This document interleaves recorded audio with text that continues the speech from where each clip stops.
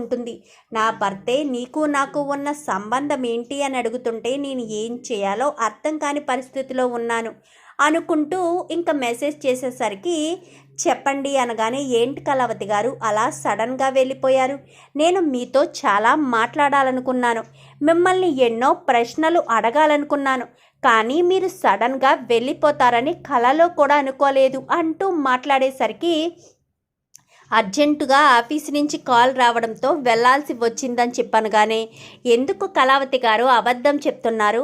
మీరు ఏదో దేని గురించో బాధపడుతున్నారు, నా వల్ల మీకేమైనా ఇబ్బంది కలిగిందా అనగానే, నో మీ వల్ల నాకు ఇబ్బంది కలగడం ఏంటి? మీరేమీ తప్పుగా మాట్లాడలేదు, మీరు ప్యూర్లీ జెంటిల్ మ్యాన్ అని నాకు అర్థమైంది అని చెప్పనేసరికి, అవునా సరే మళ్ళీ ఎప్పుడు కలుద్దాం అనగానే, నేను తర్వాత చెప్తాను, కొంచెం హెడేక్గా ఉందని చెప్పనేసరికి, ఓకే రెస్ట్ తీసుకోండి అంటూ రాజ్ కాస్త ఫోన్ పెట్టేస్తాడు. ఫోన్ పెట్టేసిన తర్వాత కావ్య ఆలోచిస్తూ ఉంటుంది, నా భర్తను నేను ఎలా మార్చుకోవాలి, ఏ రకంగా మార్చుకోవాలి అనుకుంటూ ఉండగానే ఈలోపు రాజ్ మళ్ళీ కావ్యకు ఫోన్ చేయడం, ఆ ఫోన్ కాస్త అపర్ణను లిఫ్ట్ చేయమని చెప్పేసరికి కావ్య కాస్త గబగబా వస్తుంది. వచ్చి ఫోన్ ఇలా తీసుకునేసరికి హలో చెప్పండి అనుకుంటూ కావ్య వెళ్ళిపోతుంది. అపర్ణ వెళ్ళి కూర్చున్న తర్వాత అపర్ణ ఆలోచిస్తుంది. అంటే అపర్ణ దరిదాపుగా ఫోన్ దగ్గరికి వెళ్ళిపోవడంతో శ్రీవారు అన్నది కనిపించింది కదా అని ఒక్కసారి జరిగిన దాన్ని రిమైండ్ చేసుకుంటుంది. అంటే కావ్య రాజుతో మాట్లాడుతుందా? మరి రాజ్ని ఎందుకు ఇంటికి తీసుకురావట్లేదు? అంటే కావ్య రాజును కలవడానికి బయటికి వెళ్తుందా? వెళ్ళిన ప్రతిసారి కూడా అందంగా రెడీ అయి వెళ్తుంది. అంటే రాజు ఎక్కడున్నాడన్న విషయం కావ్యకు తెలుసా? ఈసారి కావ్య వెళ్ళేటప్పుడు రాజుని చూడడానికి నేను వెళ్ళాలి. అసలు కావ్య ఎందుకు తీసుకురావట్లేదు, ఏ కారణంతో రాజుని ఇంటికి తీసుకురావట్లేదు అనుకుంటూ ఉంటుంది అపర్ణ అయితే. అలాగే కావ్యను గమనించేసరికి 2-3 రోజులు కావ్య చాట్ చేయడం అంతా కూడా చూస్తుంది. అంతా చూసేసరికి అంటే రాజ్ ఎక్కడో ఉన్నాడు, ఆ విషయం కావ్యకు తెలుసు. అందుకే కావ్య అంత పర్టికులర్గా అంత ఖచ్చితంగా తీసుకొస్తాను అని అందరి ముందు ఛాలెంజ్ చేసి చెప్పింది. అంటే కావ్య రాజు గురించి ఆలోచిస్తుంది. రాజుని చూడాలి అంటే కావ్యాన్ని ఫాలో అయ్యి వెళ్ళాలి అని అనుకుంటుంది అపర్ణ. ఇంకా రాజ్ అయితే కావ్య మీద ఇంకా ప్రేమ పెంచుకుంటాడు. కావ్యను తనకు తెలియకుండానే ప్రేమించేస్తూ ఉంటాడు రాజ్ అయితే. ఇంకా ఇదంతా కూడా యామిని చూస్తుంది. నేనేమైనా అందామా అంటే తాను నేను కంట్రోల్ చేస్తున్నాను అని అనుకుంటున్నాడు. ఒకవేళ నేను గట్టిగా మాట్లాడితే ఏమో కంట్రోల్ తప్పి ఇల్లు వదిలి వెళ్ళిపోతాడు. ఇప్పుడు నాకంటే కూడా కావ్య ఎక్కువైపోయింది. కావ్యని ఎలా అడ్డు తొలగించాలి? అసలు రాజ్ కావ్యను ఎలా తప్పించాలి?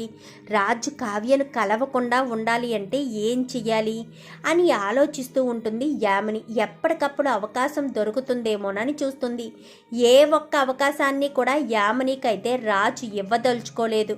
ప్రతిసారి కూడా రాజు అయితే తలుపులు వేసుకుని చాట్ చేయడం, ఇంకా దూరంగా వెళ్ళి మాట్లాడడం అలా చేస్తూ ఉంటాడు. యామినికి ఎక్కడా కూడా చిన్న హోప్ కూడా ఇవ్వడు రాజ్ అయితే. ఇంకా అలా ఇవ్వకపోయేసరికి ఒకరోజు రాజ్ అయితే కావ్యకు ఫోన్ చేసి నేను మీతో మాట్లాడాలి, కలవాలి అని చెప్పాను. కానీ సరేనని ఈలోపు కావ్య రాజులు ఇద్దరు కూడా బయటికి వస్తారు. వచ్చిన తర్వాత అదే రెస్టారెంట్ దగ్గరికి వెళ్ళిన తర్వాత వస్తారు. ఏంటండి కలవాలి అన్నారు అని చెప్పనేసరికి వీళ్ళిద్దరికీ తెలియని విషయం ఏంటంటే కావ్యను ఫాలో అవుతూ అపర్ణ వస్తుంది, ఇటు రాజును ఫాలో అవుతూ యామిని వస్తుంది. వచ్చేసరికి మధ్యదారిలోనే రాజు బుక్కే తీసుకోవడంతో ఇంకా అదంతా చూస్తుంది యామిని.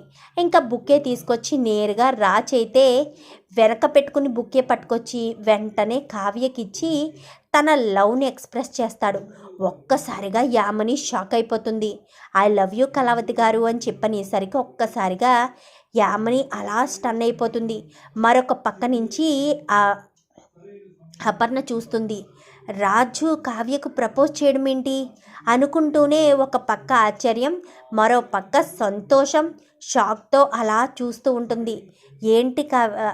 ఏంటి రామ్ గారు మీరు నాకు ప్రపోజ్ చేస్తున్నారేంటి అనగాని, ఏంటో తెలియదు, మీకు నాకు ఏదో పరిచయం ఉన్నట్టు మీకు నాకు గతంలో ఏదో బంధం ఉన్నట్టు, అనుబంధం ఉన్నట్టు నా మనసు పదే పదే హెచ్చరిస్తుంది. యామినిని పెళ్లి చేసుకోమని వాళ్ళ నాన్నగారు నా దగ్గర మాట తీసుకున్నా నాకు యామినితో మాట్లాడడం కూడా నా మనసుకు నచ్చడం లేదు. అసలు యామిని అంటేనే నా మనసు అంగీకరించడం లేదు. అలాంటిది యామినిని నేను ఎలా భార్యగా అంగీకరించగలను? యామినిని నేను ఎందుకు భార్యగా అంగీకరించాలి? అందుకోసమనే నేను మిమ్మల్ని పెళ్లి అనుకుంటున్నాను. మీకు ఎలాంటి అభ్యంతరం లేదు కదా అంటూ మాట్లాడేసరికి కావ్య అలా చూస్తూ ఉంటుంది. అపర్ణ అయితే అదేంటి, రాజు కావ్యను పెళ్లి చేసుకోవాలని అంటున్నాడేంటి, అసలు ఏంటిదంతా అనుకుంటూనే నేను నా నా మనసులోని మాటని రాత్రికి చెప్పొచ్చు అనగానే మీరు ఎస్ చెప్తారనే ఆలోచన మీదే నేను మీకు ప్రపోజ్ చేశాను. మీకు నాలాగే అనిపిస్తే ఖచ్చితంగా నా ప్రపోజల్ని ఒప్పుకోండి. అనిపించడం ఏంటి, మీకు తెలుసు నేను మీకేమవుతానో, మీకు నాకు ఉన్న మధ్య బంధం ఏంటో నాకు తెలియదు. అందుకే కదా మీకు తెలిసినా నాకు చెప్పకుండా నన్ను ఏడిపిస్తూ నా వెంటే తిరుగుతున్నారు. నాకు అర్థమైంది.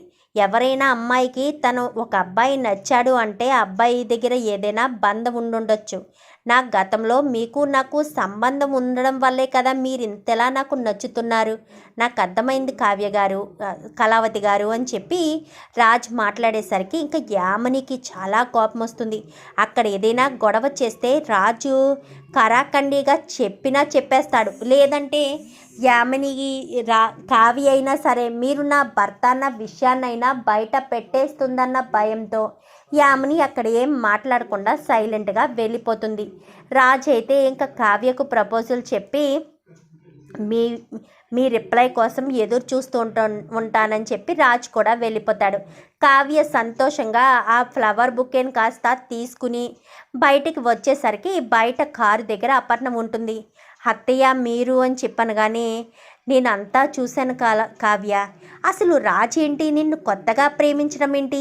నువ్వు తన భార్య కదా, మరి రాజ్ అలా మాట్లాడుతున్నాడేంటి కావ్య? అసలు రాజ్ ఎక్కడుంటున్నాడు? మన ఇంటికి రాకుండా ఎక్కడో ఉండడం ఏంటి అని చెప్పాను కానీ చెప్తాను అత్తయ్య అని చెప్పి కావ్య మొత్తం విషయం అంతా చెప్తుంది. ఏంటి, రాజు గతాన్ని మర్చిపోయాడా?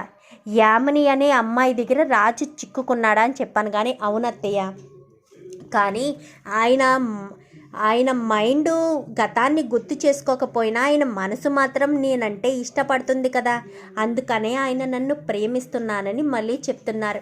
నాకు ఇది చాలా కొత్తగా ఉంది అత్తయ్య. నా భర్తే నేనెవరో తెలియకుండానే మళ్ళీ నాకు లవ్ ప్రపోజ్ చేయడం, నన్ను పెళ్లి చేసుకుంటాను అని అనడం నాకు చాలా నచ్చింది అత్తయ్య అని చెప్పనేసరికి పోనీలే కావ్య, రాజు బ్రతికే ఉన్నాడన్న నీ నమ్మకం గెలిచిందని. కానీ అత్తయ్య ఒక్క మాట, ఈ విషయం ఎవరికీ చెప్పొద్దు అత్తయ్య. ఎవరికైనా చెప్తే రుద్రాని చెవిన పడే అవకాశం ఉంది.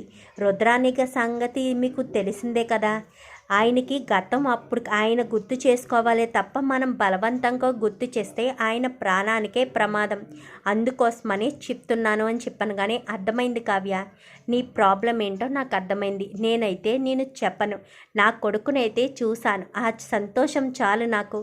ఇక నేను ఎలాంటి బాధ పెట్టుకోకుండా నీకు తోడుగా ఉంటాను అని చెప్పి ఇంకా అని చెప్పి ఇంకా అపర్ణ కావ్య ఇద్దరు ఇంటికి వెళ్ళిపోతారు. అత్తయ్య నాకు ఆఫీస్లో పని ఉందనగానే సరే కావ్య అని కావ్య ఆఫీస్కి వెళ్ళిపోయి ఆ బుకేని కాస్త తన టేబుల్ మీద పెట్టుకుని అలానే చూస్తూ ఉంటుంది. ఈలోపు రాజ్ మెసేజ్ చేస్తాడు.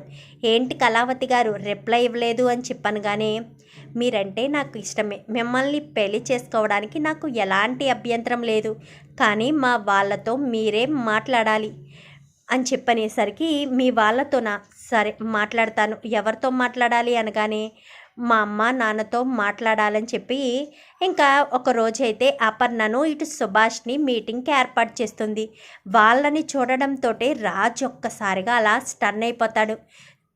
ఏంటి మమ్మల్ని గుర్తుపట్టేశాడా అని చెప్పాను. కానీ లేదత్తయ్య మిమ్మల్ని గుర్తుపట్టరు, కానీ తన మనసుకు మాత్రం మీరు ఎవరో తెలిసిన వాళ్ళు కావలసిన వాళ్ళని మాత్రం హెచ్చరిస్తూ ఉంటుంది అంతే. ఏ మామయ్య నేను చెప్పింది నిజమే కదా, మీ అబ్బాయి బ్రతికే ఉన్నారు కదా అని చెప్పాను. కానీ అవును కావ్య, నువ్వు చెప్పింది నిజమే, నీ నమ్మకం ఒమ్ము కాలేదు అని చెప్పి చాలా సంతోషపడతాడు. మరి రాజు వాళ్ళ అమ్మా నాన్నలు చూశాడు కదా, అలాగే వాళ్ళ ఇంట్లో వాళ్ళందరినీ చూడడంతో గతం గుర్తు చేసుకుంటాడా? అలా రాజుకి గతం గుర్తొస్తుందా? మరి యామిని ఇంకెలాంటి గొడవలు చేయబోతుంది రాజుని దక్కించుకోవడానికి?